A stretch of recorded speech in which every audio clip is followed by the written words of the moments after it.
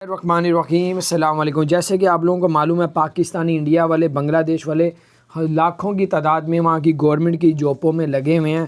اب گورنمنٹ کی گورنمنٹ نے کہا ہے کہ جن کے پاس گرین پاس ہوگا، اب وہ جو ہے اپنا جو ٹیسٹ کروائیں گے، جن کے پاس گرین پاس ہوگا، کرونا ٹیسٹ ان کا بالکل فری کیا جائے گا جو جاب کر رہے ہیں گورنمنٹ کی۔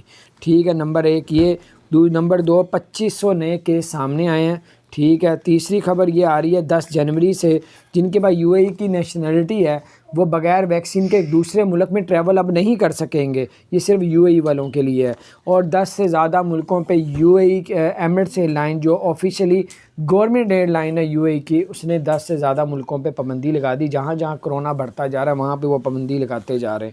اب کرونا کی صورتحال پاکستان، انڈیا، بنگلہ دیش میں اگر کرونا کی تعداد اللہ کرے نہ بڑھے تو پھر یہ معاملہ چلتا رہے گا۔ اگر بڑھ گیا تو پھر یہ کچھ بھی ہو سکتا ہے، فلائٹیں بھی بند ہو سکتی، ویزے بھی بند ہو سکتے ہیں۔ تو بہرحال ایک تو یہ خبر تھی۔ تیسرا یہ آپ کو بتاتے ہیں، جنہوں نے اگر غلط جھوٹ موبائل سے میسیج کیا کسی کو جھوٹ، اور پھر اس کو 1 لاکھ درہم جرمانہ اور 1 سال قید بھی ہو جائے گی۔